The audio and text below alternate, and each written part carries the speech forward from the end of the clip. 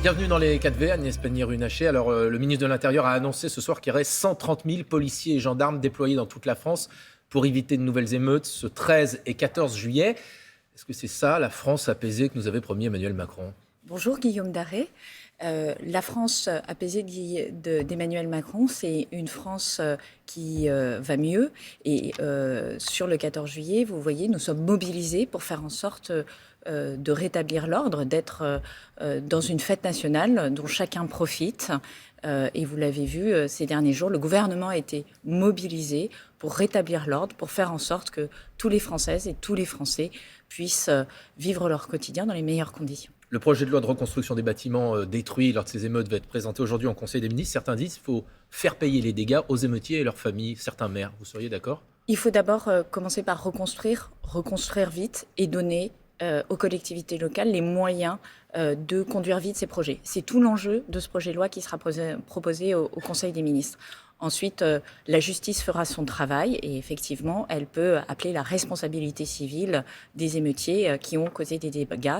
Appeler la responsabilité civile, c'est en gros leur demander de payer une partie. L'ancien président des Républicains, Laurent Wauquiez, dit ce matin dans les colonnes du Figaro qu'il appelle à une forme d'union sacrée que le président de la République devrait prendre. Expulsion des étrangers, choc carcéral, suspension des aides sociales autour des mesures qu'il propose. Vous dites quoi ? OK ? Moi, je dis que l'union sacrée, elle doit être pour la France, elle doit être pour les Français, elle doit être pour faire des progrès. Je n'ai pas le sentiment que Laurent Wauquiez est une plateforme de progrès. Nous travaillons depuis 100 jours, chaque jour, inlassablement, pour améliorer la situation de l'école, améliorer la situation de la santé, préparer la planification écologique et énergétique. C'est ça qu'attendent les Français, c'est plus d'emplois, c'est plus de perspectives pour leurs enfants. Alors justement, la planification écologique, vous avez confirmé hier avec la Première ministre qu'il y aura 7 milliards de plus dès l'an prochain pour travailler à cette transition écologique et cette transition énergétique. Vous aviez appelé aussi il y a quelques semaines à poursuivre les efforts de sobriété, y compris pendant l'été. Est-ce que ça a été efficace ? Est-ce que les Français ont été efficaces en matière d'économie ? Oui, la sobriété, les Français s'en sont emparés. Évidemment, les grandes entreprises, les collectivités locales et les administrations, mais les Français, par exemple, au mois de juin, on continue à baisser la consommation d'énergie. C'est moins 11% de consommation combinée de gaz et d'électricité. Et je veux vraiment remercier les Français parce que c'est important.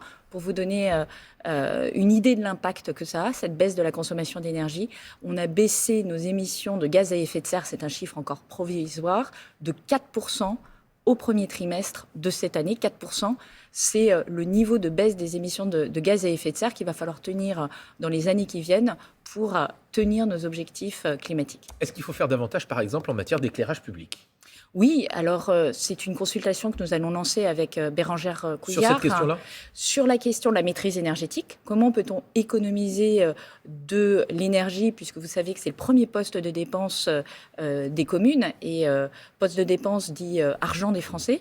Et puis, c'est aussi une question de pollution lumineuse. On le sait un peu moins, mais l'éclairage la nuit a un effet dévastateur sur la biodiversité, sur les animaux et en particulier sur les insectes. Alors, ce n'est pas forcément des petites bêtes qu'on aime tous, mais les insectes, c'est essentiel pour permettre la pollinisation. Et donc, baisser l'éclairage, ça permet aussi de favoriser le maintien de la biodiversité. Nous allons demander aux Français leur avis sur deux choses. L'éclairage public d'abord, dans la rue, est-ce qu'il faut baisser son intensité pendant la nuit ? Est-ce que même il faut peut-être l'éteindre sous certaines conditions ?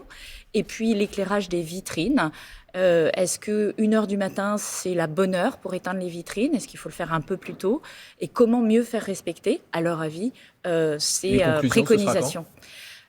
C'est une consultation qui va se dérouler de mi-juillet à mi-septembre. Et donc, on en tirera les conclusions dans les semaines qui suivront mi-septembre. Parmi les autres mesures avancées pour lutter justement contre le changement climatique, il y a un grand plan covoiturage qui avait été lancé au mois de décembre. La mesure phare, c'était 100 € pour les personnes qui s'inscrivaient sur une plateforme et qui prenaient des gens dans leur voiture. Un peu plus de 6 mois après, est-ce que ça a réussi ? Quel bilan vous en faites ? Alors, on va en faire un bilan avec Clément Beaune, le ministre des Transports, et Christophe Béchu, le ministre de la Transition écologique et de la cohésion des territoires. Mais le bilan est très positif.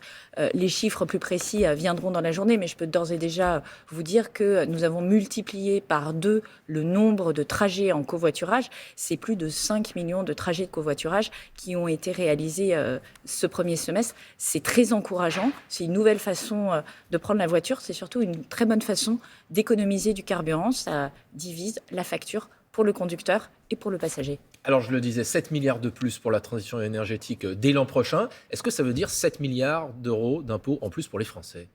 Non, ça veut dire que ce sont des investissements. Vous le savez, nous avons une trajectoire de finances publiques qui est très sérieuse. Le ministre de l'économie l'a dit, pas d'augmentation d'impôts pour les Français. En revanche, on utilise notre budget au mieux et on fait en sorte de financer la rénovation thermique. Et ça, c'est une attente des Français. Les Français sont prêts à s'engager dans la transition énergétique à condition d'avoir des solutions à portée de leur portefeuille. Ils sont prêts à changer leur chaudière, ils sont prêts à rénover leur logement. Encore faut-il qu'ils puissent avoir l'argent pour le faire. Et avec ces milliards additionnels, on finance comme jamais. Je veux dire, c'est un financement inédit, j'insiste. Jamais on a mis autant d'argent sur la transition énergétique, sur la rénovation thermique. Et nous allons, de ce fait-là, doubler le nombre de rénovations globales l'année prochaine. C'est notre objectif et renforcer l'accompagnement des Français. Une étude récente montrait néanmoins que c'était les plus aisés et les plus urbains, en particulier en Ile-de-France, qui étaient les plus favorables à ces mesures de transition énergétique et écologique. Ça veut dire que les plus ruraux et les plus modestes, ils ont parfois le sentiment que c'est une punition, cette transition. Comment on fait pour éviter ça ? C'est précisément ce que je vous dis, c'est-à-dire qu'il faut leur donner les solutions pour pouvoir changer de voiture ou pour pouvoir avoir un logement qui ne soit pas une passoire thermique. Tout le monde est prêt en France à s'engager dans la transition énergétique. Mais à un moment, il faut être réaliste. Si le prix d'une voiture électrique est beaucoup plus élevé que celui d'une voiture thermique, lorsque vous n'avez pas les moyens, lorsque votre banque n'est pas prête à faire un prêt, vous dites « ce n'est pas pour moi ».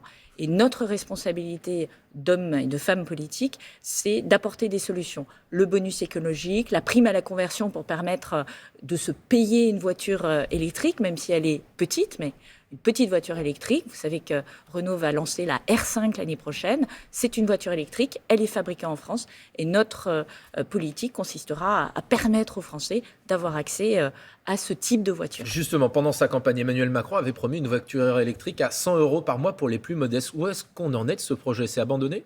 Pas du tout. Nous allons lancer la plateforme à l'automne. Nous travaillons pour effectivement permettre aux Français d'avoir pour 100 € accès, alors c'est une location, accès à une voiture électrique, en particulier les Français qui travaillent et qui ont besoin d'une voiture électrique. Ce sera à l'automne, dans les zones rurales et dans les zones périphériques. Tout à fait. Justement, vous parliez des automobiles électriques. La semaine dernière, le ministre de l'économie a appelé Stellantis à construire davantage de véhicules électriques en France. Hier, Stellantis a annoncé qu'ils allaient construire davantage de véhicules en Italie. Qu'est-ce que vous répondez à Carlos Tavares ?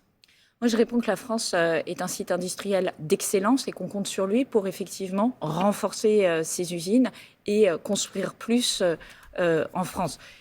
Carlos Tavares, il a aussi des usines en Italie, puisqu'il détient la marque Fiat aujourd'hui. Donc, il est normal que Fiat se développe en Italie. Mais avec les mesures que nous prenons de bonus écologiques, de primes à la conversion, je crois que Stellantis peut faire aussi bien que Renault. Renault, l'année prochaine, lance un nouveau véhicule qui est construit en France, qui va donner de l'emploi aux Français. Nous, aujourd'hui, nous voulons permettre à la fois aux Français de pouvoir choisir des voitures électriques à des coûts compétitifs, mais en même temps, que ces voitures soient fabriquées en France, puisque ça donne de l'emploi aux Français, ça donne des perspectives aux jeunes. Lui, il continue de dire que ce n'est pas un modèle industriel qui est tenable en France et qui perdra de l'argent s'il fabrique des petites voitures électriques en France. Peut-être qu'il faut qu'il parle avec son collègue Luca Di Meo de Renault, parce qu'il semblerait que Renault y arrive. Donc vous l'appelez au patriotisme économique comme Bruno Le Maire la semaine dernière. Tout à fait, je l'appelle surtout à continuer à développer ses usines en France. Il a des usines absolument excellentes à Sochaux, dans le Nord. Maintenant, il faut y aller. Est-ce que vous avez des garanties d'être encore la ministre de la transition énergétique au-delà de la semaine prochaine ? On sait que plane toujours la menace ou l'ombre d'un remaniement. Vous voulez continuer à ce poste ? Moi, je sais surtout que c'est le président de la République et la première ministre qui fixent le cap et l'équipe.